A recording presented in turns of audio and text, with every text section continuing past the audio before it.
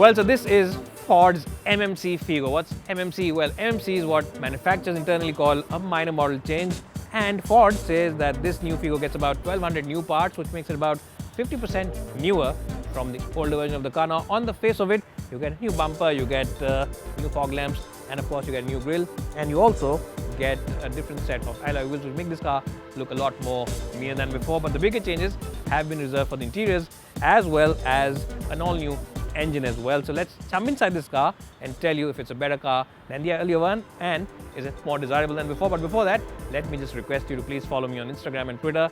If you do, of course, follow me on Instagram and Twitter, you will increase my followers and manufacturers will think that I'm more influential and send all these cars to me. Before that, my handle is Ashish Masih. One is flashing below your screen. You can also follow the team at Autoportal_India.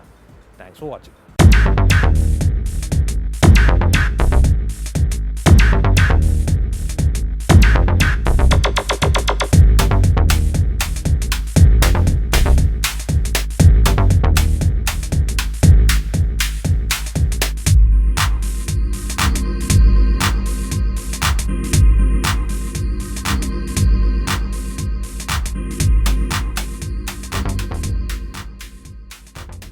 Well, first things first, Ford really takes the safety and security of your loved one inside the car very seriously, and for that reason alone, they've offered you 6 airbags in this top-of-the-line blue version. The base version of the car also gets 2 airbags as standard, and of course you also get ABS along with EBD as standard all across the range. But the best part for people to feel secure, of course, when they enter is the fact that the doors have this really nice solid thud when you shut them. Let's say that one more time, because this really is a fantastic thing for sheer safety. It's something that you'll really appreciate every time you step inside and go on the highway with your loved ones. What you'll also like is the new 7-inch touchscreen over here. It really is brilliant to operate. It's a nice and easy system. All the menus, sub-menus are really very nice and easy to use, and the quality of the switchgear also is very good over here. Even the lower part of the dashboard, a place where a lot of people, a lot of manufacturers skimp on quality as well as cost, is solidly bolted together, and there's absolutely no movement around. So you can, of course, realize that Ford has really applied a whole lot of good materials inside this car and makes the cabin feel like a very special place to be in.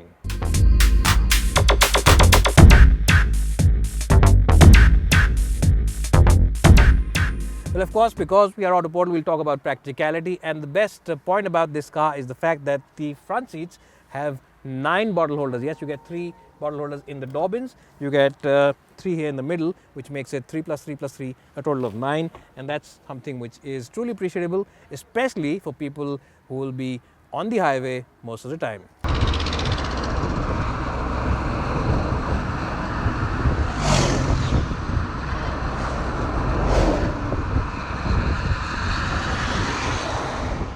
Now, apart from the nice bits of practicality, Ford has also given this car some elements of blue shade inside the cabin, because this, of course, is the top-of-the-line blue version. So you get stitching over here, which is in blue, and of course the door pads are in blue as well.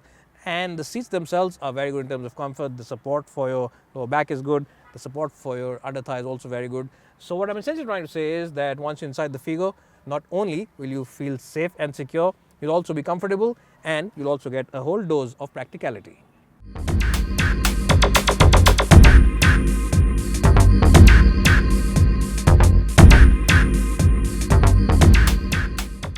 Well, I've got good news for you. Well, if you prefer to be backseat driven all day long, then you'll enjoy the seats of the Figo, because you get very good knee room and you get very good headroom as well. And if you have been watching my reviews by now, I'm sure you know that my height is 5'10" for reference, and I always adjust the front seat for my height and my driving position. So even for someone about 6'1" or 6'2", headroom and knee room is quite good over here, because Ford has also scooped the back of the front seats over here, so you get additional bits of knee room as well, and the seats also have been raised up so you can easily stretch your legs below them. The best part is the fact that the knee and hip angle is at a 90-degree angle, which means that you will be comfortable, and also it's a nice and tall car. The seats are high set, which means you can simply move in this car without any fuss and move out of it. You also get a nice and wide opening door, and the aperture also is pretty big, so you can simply walk into this car and sit in it like the boss. So overall, if I had to score this car in the backseat department, I'd give it a very strong score of 8 out of 10. I would have given it a little more, but this car doesn't have rear AC vents, which is something that the Hyundai Grand i10 has to offer. In isolation, the AC is pretty good, but even then, for people who compare brochures, that is one key feature which is missing on the Ford Figo.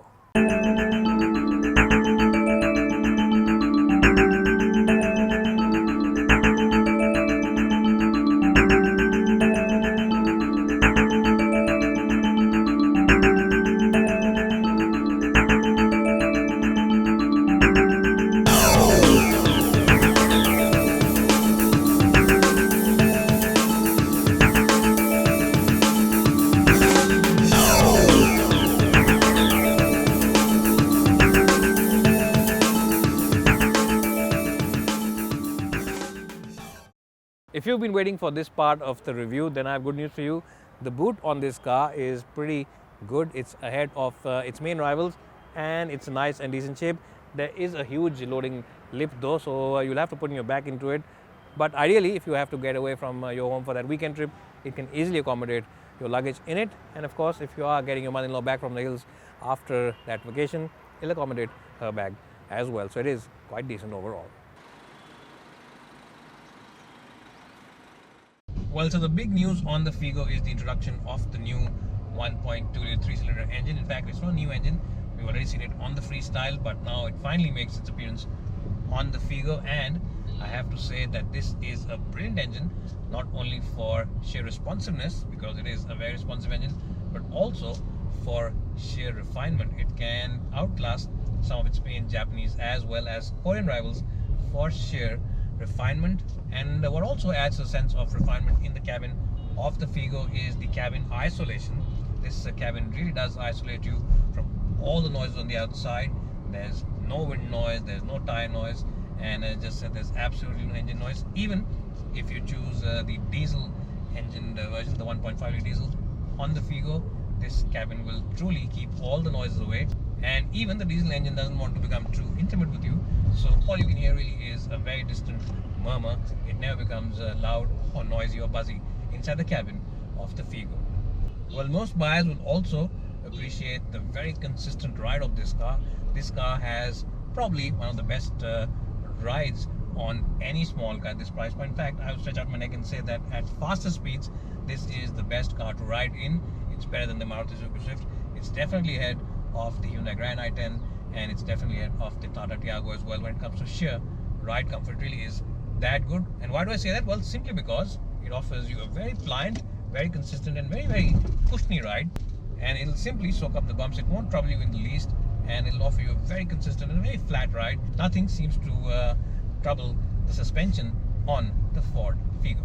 Now, not only is it a great car for high speed stability and high speed comfort, it's also a good car for slow city speeds, and that's because the steering wheel on this car is pretty light, and the suspension also is pretty cushiony even at slow city speeds. But that's not to say that the steering feels so light that it starts to feel nervous when you're out there on the highway. No, it's a very well weighed steering wheel. In fact, if you call yourself a keen driver, then this is one of the best cars in this segment to go ahead and buy, because it offers you a crisp steering wheel, it offers you a very agile chassis, and it also offers you a nice and slick gearbox, which makes it a very nice car to put a smile on your face. And it's a smile which will be planted on your face all day long. Now, if you of course decide to choose the 1.2-liter motor, it's a really rev happy motor. It's one of those few motors which just simply loves to rev all the way up to its red line, which over here is about 6,500 RPM, and it delivers very good power, it delivers very good performance even when you really rev it hard.